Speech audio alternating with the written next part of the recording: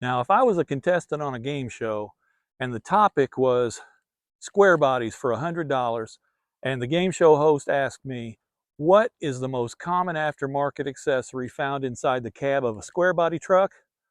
My answer would be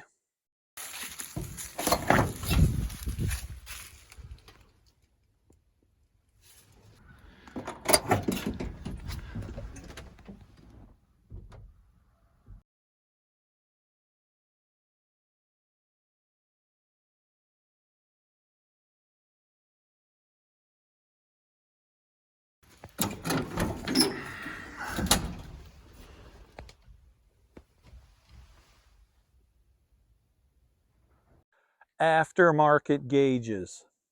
These old trucks have been around for generations, and some of them have had countless owners. So when you can't read the oil pressure, sometimes you replace, sometimes you repair, sometimes you ignore. But we're not all electrical gurus. We can't figure out circuits and relays. But they're not that hard.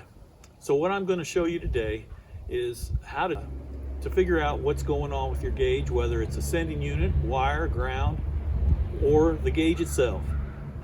You don't need to be an expert. You don't need to have a lot of tools. You just have to have a willingness to want to have your factory gauges do the factory gauge thing again for you.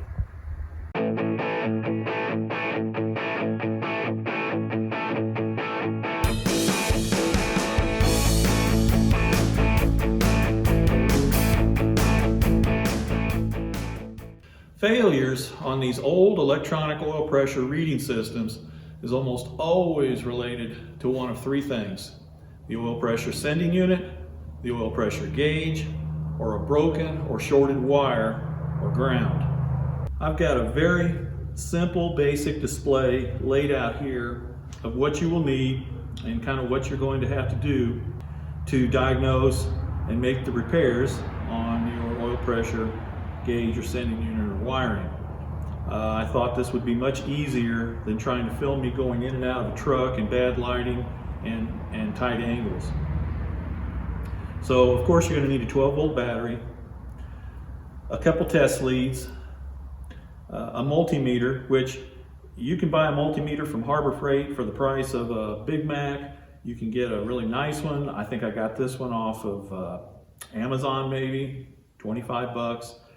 You don't have to be an expert in how to use these. I'm going to show you the settings that you need to have this at to run the test.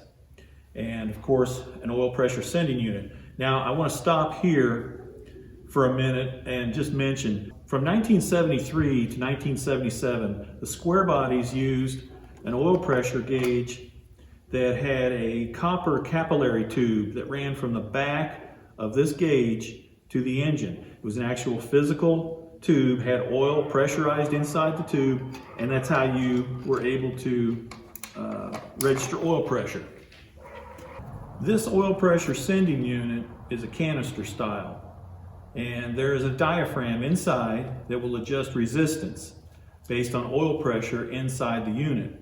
And this sending unit will send a signal to the gauge. So for 1978 to 1987 trucks, the oil pressure sending units were manufactured based on what's called a positive pressure coefficient. And that means that the sender's resistance is directly proportional to pressure. So as oil pressure increases, the sender's resistance increases. And these sending units are calibrated to 60 psi. Now, there are other sending units that are calibrated higher. For example, I think some diesels may be at 80 psi. However, the resistance values for all of them are going to be the same. So the circuitry, the wiring for this is about as simple as you can get. This is your ground right here. This will actually screw into the block, and the oil sending unit for these small block Chevys is located almost directly behind the distributor, slightly to the driver's side. But this will go into the block, and then this is your power right here. And if you haven't had a functional gauge for a while, or you're trying to find the wire that goes to this, It was normally a tan or a light orange colored wire with a black circular boot that would fit around the base, and then it had a slight square rubber top to that boot, which would slide over this male spade. Okay, so let's get down to this. This oil pressure gauge requires three things to function. It requires 12 volts, either, key on or ignition. It requires a ground, and it requires a sender. So the ignition and the ground, well, they're constant. The sender provides fluctuating current and voltage to the gauge. Okay, so I'm going to hook up test leads to the battery, black to negative, red to positive. So now the battery is hooked up, and on the back of this gauge, you'll see that there's three terminal posts. The bottom at the 6 o'clock position is the ground. And then on the left side, or the 9 o'clock position, is the sending unit. And then on the right side is your key on ignition. I'm going to take the negative and ground it to the back of this, and then I'm going to take the positive and ground it to the sending unit terminal. If nothing happens, then you've got an open and your gauge is bad. What should happen with a working gauge, and what I'll do first is I'll take this clip and I'm grounding that, and then I'm going to the sending unit. What should happen is it buries the gauge. If the needle's buried, well, then you know you've got resistance and your gauge is good, so you can move on to the next step.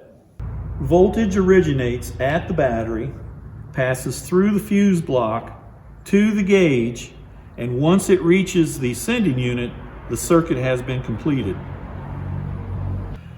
Just a quick note, if I didn't mention this already, about the sending unit. Some people will use plumber's tape around these threads that go into the block to help prevent oil leaks. And I do, but I also try to leave some of the threads exposed because that can affect the ground, and a weak ground will affect the readings on the gauge. If you are installing a new sending unit, or you've got one laying around on another engine, been sitting on the shelf, you should check these first. It'll save you some time later, rather than find out after you've already got it on the motor that it's not working properly. Because unfortunately, the failure rate on even new ones is higher than it should be. These new parts are not our fathers and grandfathers' parts, but it's a very simple test. All you're going to do, take your multimeter, you're going to set it to the ohms side at 20K, and the ohm is this symbol right here. It looks like a fat guy stooped over. Set it to 20K. You're simply going to take your negative lead, touch it to the ground part of the sending unit, take the positive, touch it to the sending unit male tab. There should be nothing there. You should have no resistance at all, and that will show you that it's good. Remember, resistance is like water in a garden hose. The smaller the diameter, the greater the resistance. The greater the resistance, the greater the oil pressure. If you have the sending unit still in your truck and you're trying to verify the existing oil sending unit is good or bad before you go out and spend money and try and change it out, there's a very simple way to do that.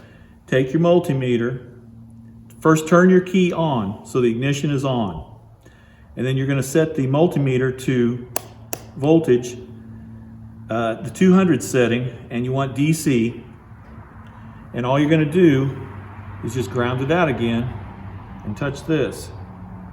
Now the readings should be around 8 volts. Between 7 and 9 is acceptable, but that will tell you that it's still currently within the parameters that are acceptable for the sending unit. So with the key on, between 7 and 9 volts. On the back of the dash is a circuit board, printed circuit board. This right here is where the oil pressure gauge would go. So you've got the ground terminal or the ground connection right here, and then your sending unit here, and then key on here. And if you just take your finger, you can trace each circuit back over to where the plug goes for your wiring harness. And you can just take a test probe and check here for continuity to confirm that your circuit board's not bad. Like in this case, this one's been burnt, shorted out. If there's not a break somewhere, which is interrupting the circuit to your sending unit. 85 pounds of oil pressure after 181,000 miles? That can't be right. So the sending unit that I've tested and confirmed is good is now installed in this old GMC. So all I've done so far is just turn the key on and it's zeroed, which is a good sign. So let's go see if we've got oil pressure on this gauge the way God and GM intended. All right. So the gauge, there we go, it's at 0. Key on, fire away. Oh baby, there we go.